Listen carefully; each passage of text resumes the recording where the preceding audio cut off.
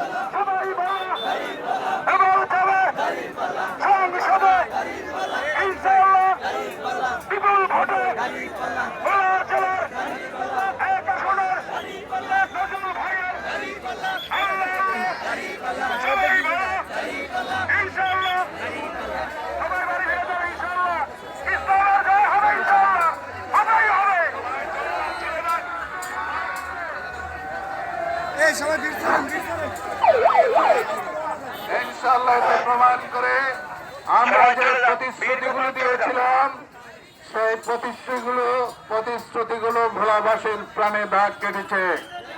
এবং আমরা বলেছিলাম ভোলাতে আন্তর্জাতিক মানের হাসপাতাল করব, মেডিকেল কলেজ করব। আমরা যে মৌলিক দাবিগুলো বলেছিলাম, ভোলা বরিশাল সংযোগ সেতু করব এবং ভোলা নদীভাঙ্গা থেকে ভোলাকে রক্ষা করার জন্য দেশি বিদেশি পরামর্শক দেশের সাথে বসে আমরা ইনশাআল্লাহ কার্যকরী সিদ্ধান্ত নেব। আর একটি প্রাণের দাবি ছিল ভোলাতে গ্যাস ভিত্তিক শিল্পনগরী গড়ে তুলবে ইনশাআল্লাহ। এই সকল মৌলিক দাবিতে মানুষ আস্থাশীল হয়ে ভোলাবাসী ভোলার একের যারা জনসাধারণ আছে তারা আজকে স্বতঃস্ফূর্তভাবে মিছিলে অংশগ্রহণ করেছে এবং সকল সর্বস্তরের জনগণ প্রমাণ করেছে আজকে যে তারা আগামী 12 ফেব্রুয়ারির নির্বাচন একটি শান্তি সুন্দর নির্বাচন তারা চায়, যাতে স্বতঃস্ফূর্তভাবে তারা ভোট কেন্দ্র যে তাদের ভোট প্রয়োগ করতে পারে। এবং আমি এই গণমিছিল থেকে সকলকে সতর্ক করে দিতে চাই, যারা নির্বাচনের পরিবেশে বিঘ্ন সৃষ্টি করবে, ভোট কেন্দ্র দখলের পায়তারা করবে ইনশাআল্লাহ। জনগণ তাদের অধিকার রক্ষার জন্য প্রয়োজনে তাদের বিরুদ্ধে সংগ্রাম করবে। আজকে ভোলার জনগণ প্রস্তুত হয়ে আছে। যদি কোনো অনিয়ম হয় তাহলে ভোলার জনগণ এটাকে দাঁত ভাঙার জবাব দিবে 12 তারিখে। আমি প্রশাসনের কাছে, সরকারের কাছে আমি জোর দাবি জানাচ্ছি, ভোলা 1 আসনে যে সুন্দর পরিবেশ আছে সেই পরিবেশ যেন আগামী নির্বাচনের শেষ পর্যন্ত থাকে।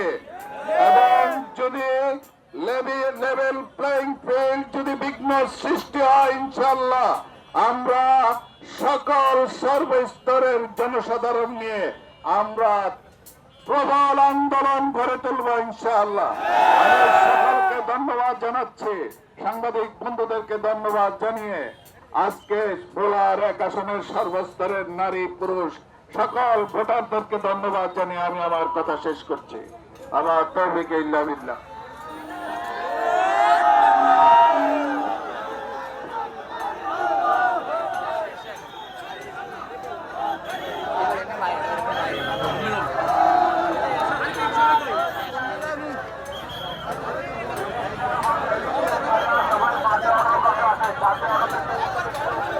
একটু গড়ি পাওয়া গেছে, আপনারা মাইকের কাছে আসে গড়িটা প্রমাণ নিয়ে যাবেন।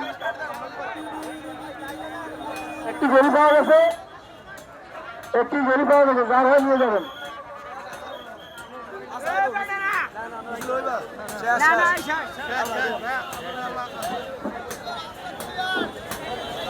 একটি হাতের গড়ি পাওয়া গেছে, যার হয় নিয়ে যাবেন। এই জোড়াবা একটু সোজা দিতে হবে।